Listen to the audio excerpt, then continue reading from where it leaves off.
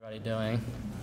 My name is Michael Alum, and I'm an intern working at Yesler Tech Youth Media.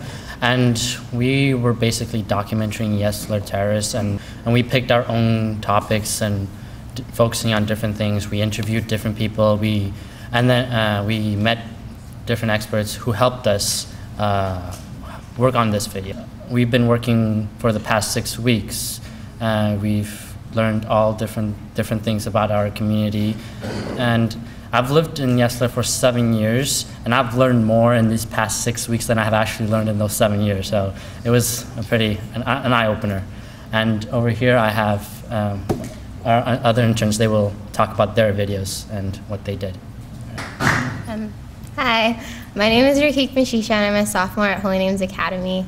My video that I worked on, I guess, is about gardens in Yesler Terrace, and we chose that topic in our group because we saw a lot of more of the elderly residents that had gardens in the lawn spaces that they had.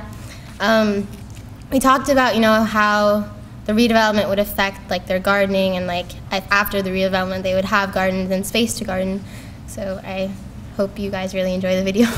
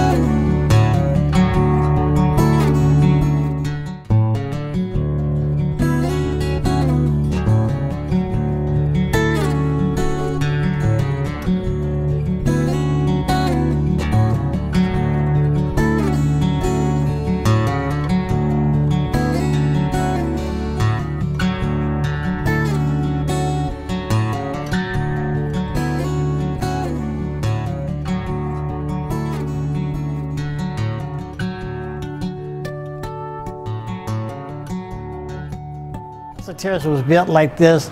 They used to have a streetcar going down the hill down here. When I was a little kid, I used to beat the streetcar coming up this hill. And the streetcar was being pulled by horses. And then the changes came. Streetcars were being pulled by electricity. When I was here, I was 11 years old. Yesler Terrace was nothing but a big church when I was here. And what was here was trees, cherry trees, apple trees, and a community of Chinese. Then when the church was torn down, Yesler Terrace was built. I was here living on Jackson Street, about 2 blocks away from here.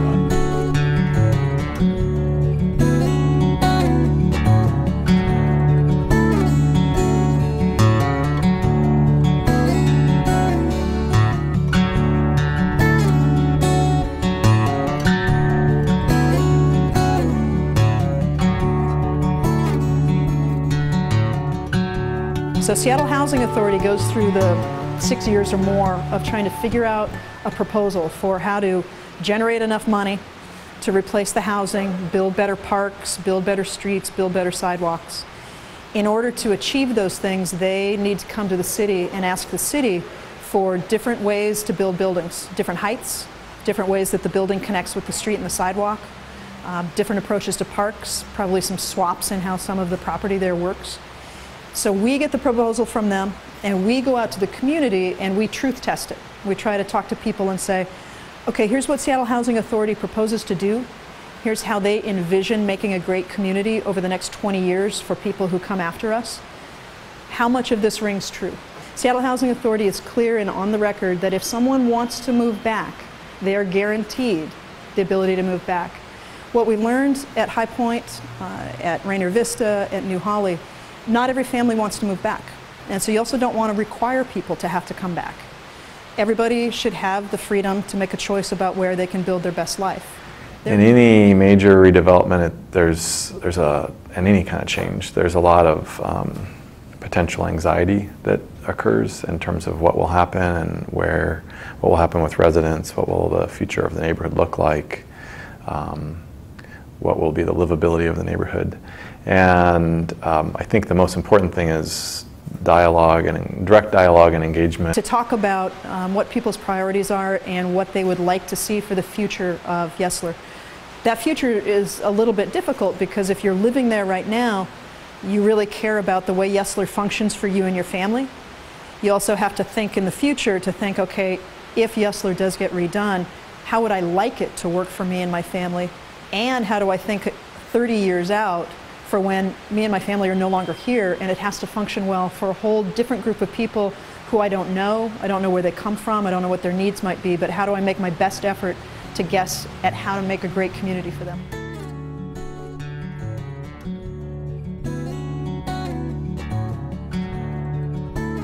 Because even though the housing will be gone, the memories will be here. If I move, what I leave behind is a lot of things that happened in Yesler Terrace that I grew up in. It's like a diverse community, seeing a whole different cultures, different backgrounds, different faces. That's what I like about my neighborhood. Really, so many people. I feel like I have a whole lot of brothers and sisters, cousins, nieces, nephews, even uncles and aunts in some sorts. So really it's the community. The community is what I appreciate. But I do have concerns about whether or not we can keep the good things that are already here in Yesler Terrace, keep those parts here through the process.